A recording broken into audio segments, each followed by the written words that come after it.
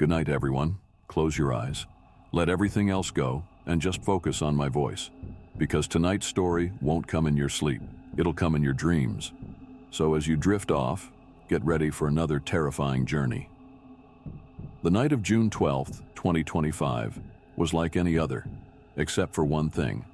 As the clock struck 11:59 p.m., the stars vanished. No sudden explosion, no eerie noise. It was as if the entire universe had blinked and disappeared, leaving behind a vast, unbroken void of inky blackness. The moon was gone. The constellations were no more. There was nothing but the thick, crushing darkness that swallowed everything whole. For a moment, people thought it was some kind of freak weather anomaly. Some believed it was a temporary glitch, a freak cosmic event. But then the panic started, first in small pockets, but quickly spiraling into mass hysteria. People ran into the streets, eyes scanning the skies for something, anything, but found nothing. Phones went dark, GPS signals vanished. Everything familiar became eerily unfamiliar. By 12:15 a.m., reports began pouring in from across the globe. People were disappearing, vanishing without a trace. It wasn't just a handful. It was entire neighborhoods, towns, cities. Each time someone looked away, they found another person was gone, disappearing into the void, like shadows swallowed by the night. No screams, no struggle, just vanished. In one of the last remaining cities with any semblance of order, Amelia Carter, a university student studying astronomy, stood in the parking lot of her apartment complex, watching in sheer disbelief. She had just been outside moments before, staring at the vast expanse of the night sky, trying to understand what had happened. But now there was nothing. The stars were gone. The sky was empty. Her phone buzzed in her hand, a message from her friend Lucas. It was simple. "Where are you?" Amelia glanced around but saw nothing except the blackened sky and the faint glow of streetlights flickering like dying embers. Suddenly, a strange feeling began to crawl up her spine. It was as if something ancient, something hungry was waking up. There was a presence in the air, a palpable tension that clung to the very atmosphere. Amelia's heart started racing. She wasn't alone. The ground beneath her feet began to hum, vibrating in sync with the strange rhythm that echoed from all directions. "What the hell?" she whispered. Her gaze darted from side to side as the air grew heavier, almost suffocating. Her phone buzzed again, this time more urgently. "Amelia, get inside now." She didn't need to be told twice. Amelia sprinted back to her apartment, her pulse thundering in her ears. As she reached the building, the lights inside flickered wildly, casting long shadows in every corner. The building seemed to stretch and bend around her. The darkness felt thick, like it was alive. Inside, the hallway was eerily silent. As she passed the other apartments, she noticed the doors were ajar. She knocked on a few, but no one answered. She forced herself to check the stairwell, hoping to find someone, anyone. But the stairs felt different, warped, like the walls themselves were closing in on her. At the top of the stairs, Amelia froze. Through the cracked door to the rooftop, she saw something impossible. A massive figure, shadowed and formless, moving against the blackness of the sky. It was not just an absence of stars. It was as if something was blocking the very fabric of reality itself, bending and twisting everything in its wake. And then she heard it, a voice. A whisper, low, ancient, and incomprehensible, echoed from above. But it wasn't a language. It was a sound that scraped at her mind, unraveling thoughts, tearing at her understanding of what was real and what wasn't. She stumbled backward, panic rising in her chest. She didn't want to know what it was, didn't want to see it, but her feet were moving before she could even think. She had to get away, to escape. As she made her way back to her apartment, the air felt alive. The walls were shifting, breathing, as if the building itself were waking up. Every time she looked behind her, she could hear them, the whispers of those who had vanished. Their voices, low and hissing, seeming to come from everywhere and nowhere at once. "Amelia, Amelia," the whispers called. But it wasn't just her name, it was everyone's name. Everyone who had disappeared, now twisted into something else, awakened. By 3 a.m., the world had descended into chaos. Governments, militaries, and agencies scrambled for answers, but there were none. The stars were still gone, people were still vanishing, And those left behind were not the same. They wandered the streets like the living dead, whispering in tongues and staring blankly at the empty sky. In the weeks that followed, scientists and philosophers alike struggled to understand what had happened. Some speculated that the disappearance of the stars was a cosmic anomaly, a massive tear in the universe itself. Others whispered of ancient gods awakening, of entities that had long slumbered in the darkness, waiting for the moment when the stars would blink out of existence. As for Amelia, she knew one thing. The darkness was not empty. It was not a void. Something had come, something ancient, and it was watching, waiting. The stars would never return, and when the whispers began again, she would hear them clearer this time. She would be ready, because there was no escape. The world had become their hunting ground. It was an ordinary night in Arden City until the lights went out. It wasn't a typical blackout caused by storms or technical failure. It was different, strangely quiet. An unnatural stillness that crept over the city like a heavy blanket. The buzzing of streetlights, the hum of refrigerators, even the usual sounds of people talking and traffic had all suddenly ceased. At 11:45 p.m., the entire city plunged into darkness, leaving every street, every building, and every corner submerged in pitch black. It wasn't the sudden loss of electricity that unsettled the residents. It was the eerie, unspoken feeling that something was wrong. For the first few minutes, people gathered their flashlights and smartphones, attempting to navigate the disorienting blackness, muttering about faulty wires or neighborhood issues. But as time passed, an overwhelming sense of unease began to settle in. Emily, a young woman living in a downtown apartment, had just arrived home from work when the lights flickered out. Initially annoyed, she pulled out her phone to check the news, but the screen remained blank. Her thoughts raced. Just a citywide issue, nothing to worry about. But then, she heard it, a soft whisper. Faint at first, so quiet that she couldn't be sure she had actually heard it. She strained her ears, holding her breath, but there was nothing. Perhaps it was just the wind, she thought. But then it came again, closer this time.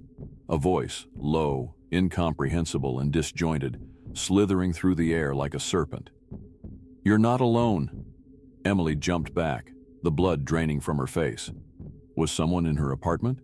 She grabbed a flashlight, shining it across the room, her pulse quickening. There was no one. The whispers had stopped, but the air in her apartment felt suffocating. Every shadow seemed to stretch longer than it should, and every corner felt more distant. She convinced herself it was a trick of the mind, darkness playing tricks, causing her nerves to fray. But then the whispers came again, louder, more insistent. Listen closely, listen carefully. She dropped her phone, her hands trembling, her heart racing. Panic set in as the whispers twisted into multiple voices, overlapping each other. They weren't just coming from one direction, they were everywhere, all around her. Listen, or it will be too late. Emily ran for the front door, but when she reached it, the sound of the whispers followed her, growing louder as she opened it. The hallway outside her apartment was pitch black. No signs of life, just shadows flickering and shifting in the corners of her vision. The whispers had multiplied, their words incoherent, but the meaning was clear. Something was here, something ancient and dark. She wasn't alone. Frantic, she scrambled back into her apartment and slammed the door shut. Her flashlight flickered weakly in her hand, casting long, trembling beams of light across the walls. Then, to her horror, she saw it, the shadows. The walls seemed to move, undulating like liquid, as though the darkness itself had become a living thing. Stay awake. Listen, we're here. Emily staggered backward, her mind racing to make sense of it. She had heard rumors, strange rumors about the city's history. People had whispered of a dark force that resided beneath Arden City, a force that awoke during the most vulnerable of times, consuming the minds of those who listened. But these were just stories, weren't they? The whispers now became screams, terrifying, gut-wrenching screams that clawed at her sanity, filling her ears with jagged, distorted cries. The walls of her apartment began to pulse, the edges of the shadows swirling like tendrils.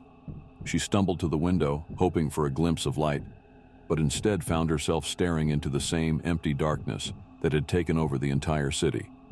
It was then she realized no one was safe. Everyone was hearing the whispers. It wasn't just her apartment, it was everywhere. People were losing their minds, their lives unraveling, as the voices wormed their way deeper into their consciousness. She raced to the phone again, desperately trying to call the police or anyone who might help, but the call failed. The lines were dead, the signal lost to the night. Emily's breathing was ragged, her thoughts a chaotic blur as she stumbled to her knees, the whispers pressing in on her, urging her to listen more, to understand. The last thought that crossed her mind before everything went black was that the whispers weren't just a haunting, they were a warning. By 3 a.m., panic had consumed the entire city. Emergency responders, already overwhelmed, had begun evacuating the streets, only to be confronted by the same eerie whispers from every corner. The darkened streets were deserted. No one was seen leaving their homes or walking through the city. All across Arden, people lay curled in corners, their minds shattered, driven mad by the relentless whispers that had turned the very air toxic.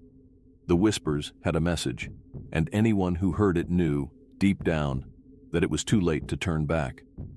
Something ancient had awoken in the shadows, waiting for its chance, and now it was here. It wasn't the city that had gone dark that night, it was the world, and in the silence of the blackout, something was listening, something waiting. Would Emily ever escape the whispers, or would they claim her sanity, like they had claimed so many others? Would anyone ever survive the haunting force that had taken root in Arden City? The whispers hadn't finished yet. It was supposed to be a simple road trip.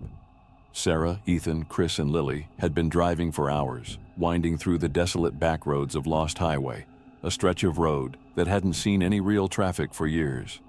The moon was hidden behind thick clouds, and the only sound was the hum of their car's engine as it rumbled through the wilderness. By 11 p.m., they had made it deep into the stretch of road that locals always avoided after dark. The trees were thick on either side, towering like silent sentinels, and the air had an eerie stillness to it. Sarah glanced nervously at her watch.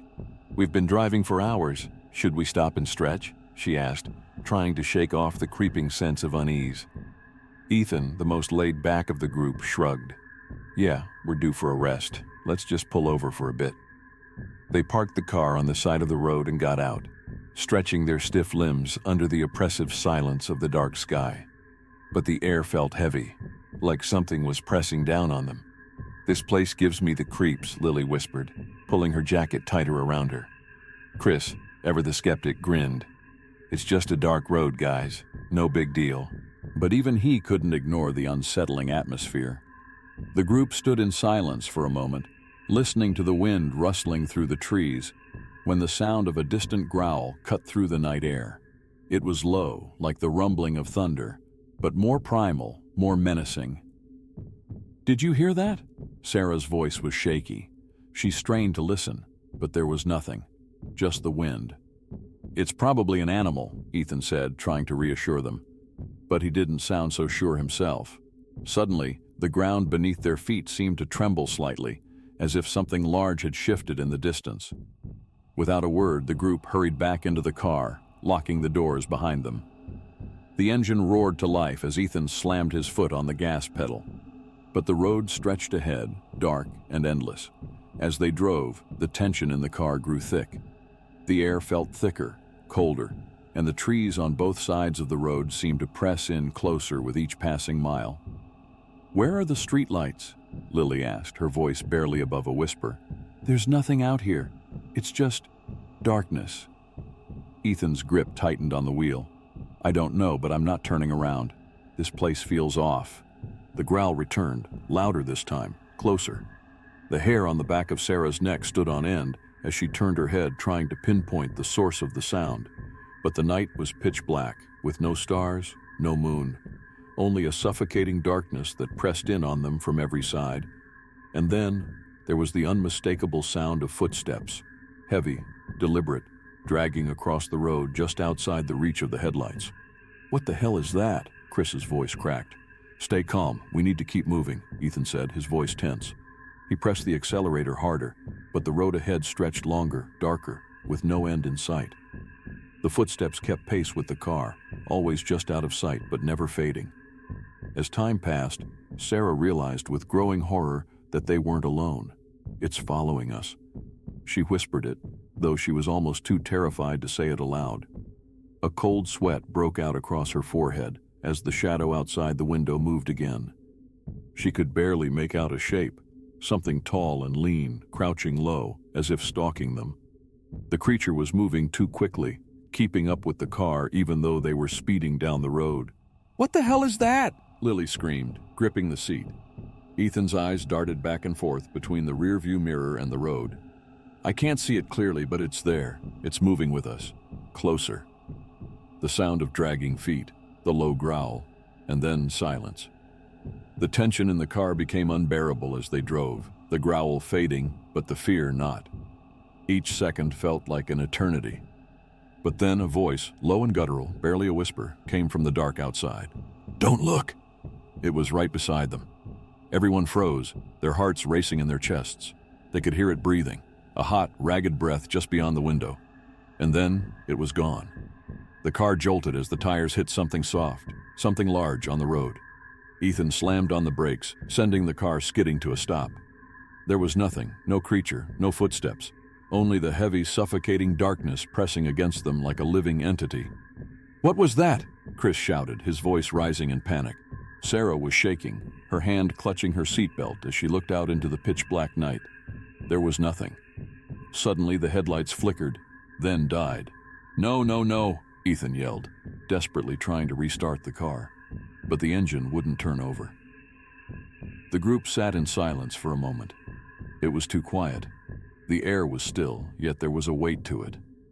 The car was suffocating them, and the blackness outside had become something alive. Then the growl returned, closer this time, a low, feral rumble that sent chills down their spines. "Get out!" Sarah screamed, tearing open her door and running into the dark. One by one they followed her, terrified but too afraid to stay inside. They ran down the road, not knowing where they were going. Only that the darkness was closing in around them, and the growl was getting louder. It was following them, and they had to stay in the dark longer if they had any hope of surviving. The road stretched on forever, the night pressing down on them, suffocating them with each passing second. The only sound now was the guttural growl that had become a constant companion in the darkness, a reminder that no matter how far they ran, it would never be enough. And somewhere, just out of sight, it waited, and so did the night. On the night of December 5th, 2025, a rare celestial event occurred that would forever change the sleepy town of Hollowbrook. For centuries, folklore had warned of the hollow moon, a night when the moon would rise black as ink, casting an unnatural darkness upon the earth. Legends spoke of the creatures that would stir during the hollow moon's rise, but most dismissed it as superstition. After all, such an event only happened once every few centuries. Yet that night, something felt different. A chill ran through the air as the townspeople gathered for the evening. The stars seemed dimmer, and the wind had an unsettling stillness to it. By 11:30 p.m., everyone knew something was wrong. At 12 a.m., the hollow moon rose. It was unlike anything anyone had ever seen. The moon was black, an absence of light so absolute that it felt as if the very heavens were holding their breath. In its eerie shadow, the town of Hollowbrook was plunged into a cold, oppressive darkness. Inside the local diner, a group of friends gathered, oblivious to the terror that would soon sweep over them. Maggie, the youngest of the group, was the first to notice it. "Guys, look at the moon. It's wrong," she whispered, her voice barely audible over the hum of the diner. Her friends turned, and all of them stared out the window. The moon had risen into the sky, but there was no light, only an unnatural, suffocating darkness. It wasn't just the lack of moonlight that made it terrifying. It was the weight of it, as if the blackness itself were alive. Maggie's older brother Jake scoffed. "It's just a moon, Mag. Calm down." But as they stared at the sky, a deep growl echoed through the night air. It wasn't a typical animal sound. It was a low, guttural growl that seemed to reverberate through the very ground beneath them.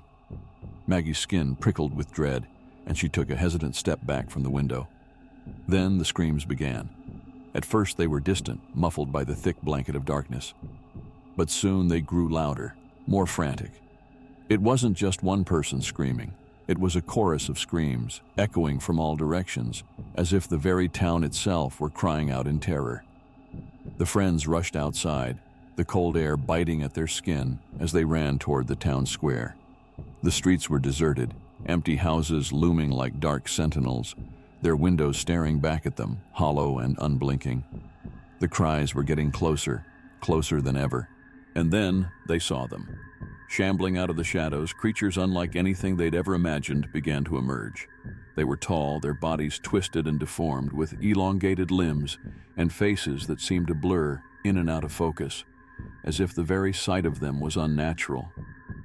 Their eyes glowed with a sickly yellow hue, and their mouths were filled with rows of sharp, jagged teeth. "What the hell are those?" Jake gasped, stumbling backward. Maggie's heart raced as she grabbed his arm. "We need to run, now!" The creatures moved in a slow, stalking manner, but their eyes were fixed on the group, predatory and filled with hunger. Maggie could feel the air grow colder as they drew closer, the whispers of the wind now filled with the faint sound of their breath, low and ragged. "We're not going to make it," Jake muttered, his voice shaking with terror. This is it." Suddenly, a flash of movement caught Maggie's eye. One of the creatures was closer, its teeth gleaming in the darkness. With a scream, she turned and ran as fast as she could, her heart pounding in her chest. Jake followed closely behind her, but the creature was gaining on them, its long, bony fingers reaching out, almost in a beckoning motion. They ran through the streets, the world around them swallowed by the all-consuming darkness of the hollow moon. But as they turned a corner, they were met by more creatures, more shadows lurking in the corners, moving swiftly with unnatural grace. "They're everywhere," Jake shouted, panic creeping into his voice. Maggie grabbed his hand, pulling him toward the church. There was nowhere else to go, and the church had always felt like the safest place in town. They reached the doors, but to their horror, they were locked. "We're trapped," Maggie cried out, pounding on the wooden doors. The creatures were closing in, their eyes glowing brighter as they drew nearer. Just when it seemed like all hope was lost, the church doors creaked open, as if beckoning them inside. They rushed in, slamming the doors behind them and collapsing to the ground, gasping for breath. Inside, the church was eerily quiet. The pews were empty, and the air was heavy with the scent of age and decay. But there was something else, something deeper, an ancient power that seemed to linger in the shadows. Maggie looked up to see the stained glass windows, which had once depicted peaceful, angelic scenes, now cracked and distorted. The angels seemed to be screaming, their faces twisted in agony. Jake turned to her, his face pale. "This is bad, Mag. I don't think we're safe here." But before they could react, the creatures outside began to scream. A deep, unnatural howl, as if calling to something. The shadows moved again, converging around the church like an unstoppable force. And then from the altar, a dark figure emerged. A tall, imposing presence with eyes like burning embers, its voice cold and commanding. "You shouldn't have come here," the figure whispered, its voice echoing in the vast emptiness of the church. "This night belongs to the hollow moon, and you are mine now." The friends looked at each other in silent terror, knowing that there was no escape. The town of Hollowbrook had been swallowed by the darkness, and with the rise of the hollow moon, the creatures would reign, hunting, feeding, and waiting for the next night. And as the last of the screams faded into the night, the town was lost, forever.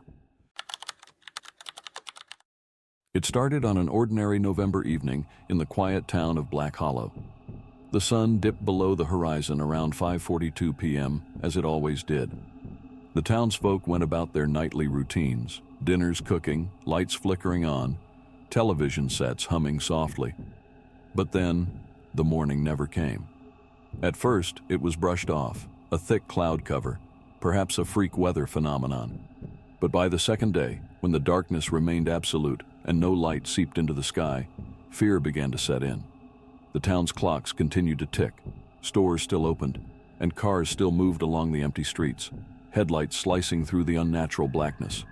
Yet there was a weight to the night, a pressing, smothering presence that seemed to watch, to listen, to breathe alongside the residents. By the fourth day, power began to fail. Streetlights flickered and died.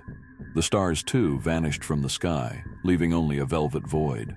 Supplies dwindled. People whispered of seeing things. Shadows slipping between houses. Whispers carried on non-existent winds. Eyes glinting where no light should be. Families huddled together, candles burning low. Radios crackled with static, occasionally bursting into frantic voices screaming warnings before cutting off into silence. Cell signals vanished. Black Hollow was alone in an endless sea of night. On the seventh night, the disappearances began.